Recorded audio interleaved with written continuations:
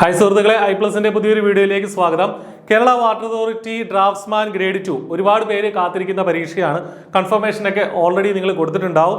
അപ്പോൾ ഇതിന്റെ പരീക്ഷ വരുന്നത് ജൂലൈ 28-ാം തീയതിയാണ്. എല്ലാവരും പരീക്ഷാ തീയതിയൊക്കെ ഓൾറെഡി അറിഞ്ഞതാണ്. ഈ സിലബസിന്റെ ഡിസ്കഷനൊക്കെ നമ്മൾ ഇതേ ചാനലിൽ കൂടെ നടത്തിയതാണ്. ജൂലൈ 28-നാണ് Kerala water authority draftsman grade 2 എന്നുള്ള പരീക്ഷ.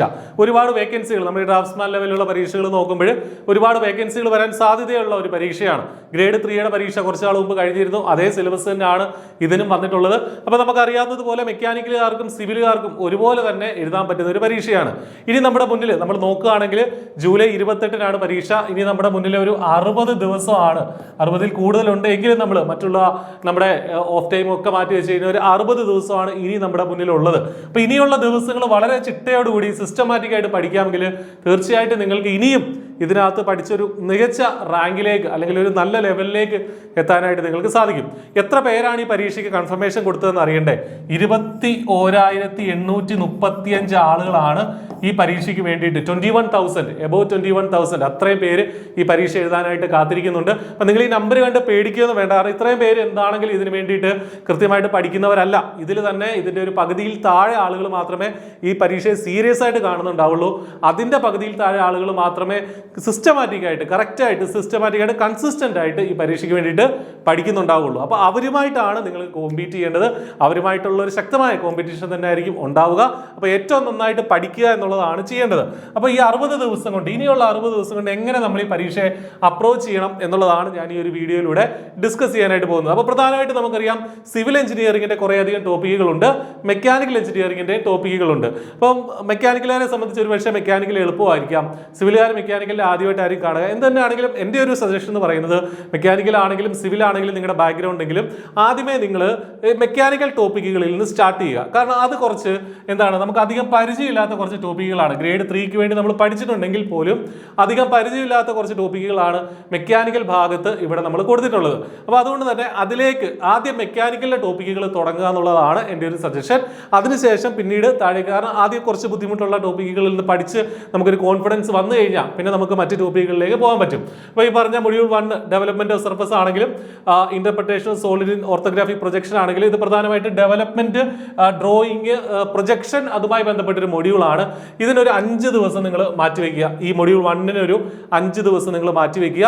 എന്നിട്ട് 5 ദിവസം കഴിഞ്ഞിട്ട് 5 അല്ല ഒരു 4 ദിവസം മാറ്റി വെച്ചാൽ മതി. 4 ദിവസം മാറ്റി വെച്ചാൽ 4 ദിവസം കൊണ്ട് നിങ്ങൾക്ക് കംപ്ലീറ്റ് ചെയ്യാവുന്ന സംഗതികളൊക്കെ ഉള്ളൂ. 5 മാർക്കിന്റെ ഒരു ടോപ്പിക്കാണ്.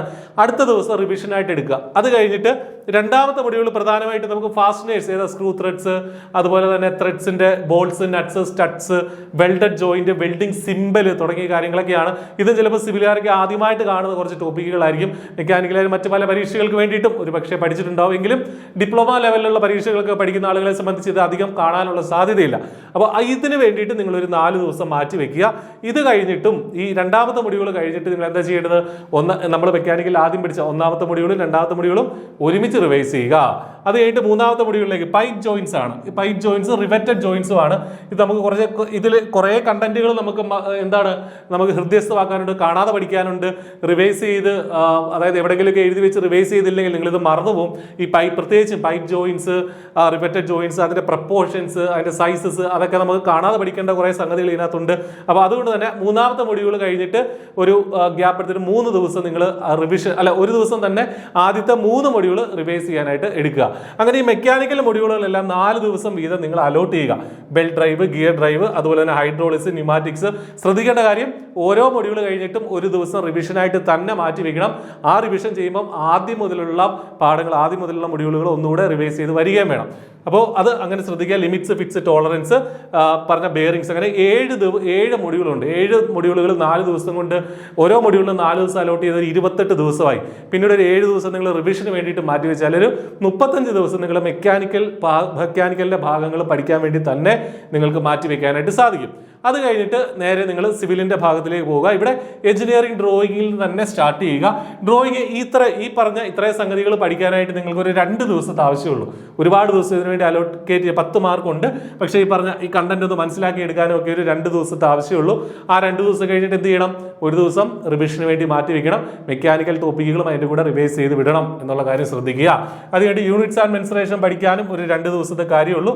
ഓട്ടോക്യാഡ് പഠിക്കാനും 2 ദിവസം മാറ്റി വെച്ചാൽ മതി. ഇതൊക്കെ ഒരുപാടൊന്നും ഇല്ല. കാരണം ഇതിൽ നിന്നൊക്കെ ചോദിക്കുന്ന ചോദ്യങ്ങളുടെ പഴയ ചോദ്യം നമ്മുടെ കോഴ്സിൽ ഉൾപ്പെടെ ഉണ്ട്. ആ ചോദ്യങ്ങളൊക്കെ ഓൾറെഡി നിങ്ങൾക്ക് നോക്കി വെക്കാവുന്നതാണ്. സർവേയിങ്ങിന് നിങ്ങൾക്കൊരു 4 ദിവസം, കാരണം കുറേ ടൈപ്പ് ഓഫ് സർവേയിങ് ഉണ്ട്. Survey chain, compass, plain table, levelling survey, levelling, theodolite, contouring ഒക്കെ പഠിക്കാനുണ്ട്. അപ്പോൾ സർവേയിങ്ങിന് ഒരു 4 ദിവസം നിങ്ങൾ മാറ്റി വെക്കുക. അത് കഴിഞ്ഞിട്ട് ബിൽഡിംഗ് മെറ്റീരിയൽസ് ആൻഡ് കൺസ്ട്രക്ഷൻ ഒരുപാടുണ്ട്. അതൊരു 4 ദിവസം അതിന് വേണ്ടിയിട്ടും നിങ്ങൾ മാറ്റി വെക്കേണ്ടതായിട്ടുണ്ട്. ബിൽഡിംഗ് ഡ്രോയിങ് ആൻഡ് എസ്റ്റിമേഷൻ പഠിക്കാൻ ഒരു 3 ദിവസത്തെ ആവശ്യം മാത്രമേ ഉള്ളൂ. കാരണം അതിനുള്ളിൽ ബിൽഡിംഗ് റൂൾസ്, ബൈലോസ്, അതുപോലെ തന്നെ എസ്റ്റിമേഷൻ, റേറ്റ് അനാലിസിസ് ഒക്കെ നമുക്ക് പഠിച്ചെടുക്കാവുന്നതേ ഉള്ളൂ. ഹൈഡ്രോളിക്സ് ആൻഡ് ഇറിഗേഷൻ ഒരു 2-3 ദിവസം കൊണ്ട് നിങ്ങൾക്ക് കംപ്ലീറ്റ് ചെയ്തു. കാരണം ഒരുപാടൊന്നും ഡീപ്പായിട്ടൊന്നും ഇറിഗേഷനിൽ പോയിട്ടില്ല. പ്രോപ്പർട്ടീസ് ഈ അവസാനം കാണുന്ന 3 എന്ന് പറയുന്നത് നമ്മുടെ ഫ്ലൂയിഡ് മെക്കാനിക്സിൽ നിന്നുള്ള ഒരു ഭാഗമാണ്. അപ്പോൾ അതുകൊണ്ട് തന്നെ ഈ മെക്കാനിക്കലിന്റെ സിവിലിന്റെ ടോപ്പിക്കുകൾ ഒരു പരമാവധി ഒരു 30 ദിവസത്തിനകത്ത് നിങ്ങൾക്ക് റിവിഷൻ ഉൾപ്പെടെ തീർക്കാവുന്നതാണ്. അങ്ങനെ ഒരു 60-65 ദിവസം കൊണ്ട് നിങ്ങൾക്ക് കംപ്ലീറ്റ് ആയിട്ട് ഈ സിലബസ് കവർ ചെയ്ത് ഈ രീതിക്ക് കൃത്യമായിട്ട് സ്ട്രാറ്റജിക്കായിട്ട് പ്ലാൻ ചെയ്യുവാണെങ്കിൽ നിങ്ങൾക്ക് ഇത് കംപ്ലീറ്റ് ചെയ്യാൻ പറ്റും. അതിലൂടെ മോക്ക് ടെസ്റ്റുകൾ ഉൾപ്പെടെ നിങ്ങൾക്ക് എഴുതി നോക്കാൻ പറ്റും. കോച്ചിങ്ങിന്റെ സഹായം ആവശ്യമുണ്ടെങ്കിൽ ഉറപ്പായിട്ടും i+ൽ എത്തുക. i+ന്റെ കോഴ്സ് വളരെ ചെറിയ ഫീസിൽ ഇപ്പോൾ അവൈലബിൾ ആണ്. താഴെ കാണുന്ന ഡിസ്ക്രിപ്ഷനിലുള്ള നമ്പറിൽ വിളിക്കുക. കൃത്യമായിട്ട് കാര്യങ്ങൾ മനസ്സിലാക്കി നല്ലൊരു ജോലിയിലേക്ക്, ഈ ജോലി ഒരുപാട് വേക്കൻസികൾ വരാൻ സാധ്യതയുണ്ട്. നിങ്ങൾക്ക് സർക്കാർ ജോലിയിലേക്ക് ഒരു എൻട്രി ആവും. അപ്പോൾ അതിനു വേണ്ടിയിട്ട് ആത്മാർത്ഥമായി പരിശ്രമിക്കുക. All the best. Thank you.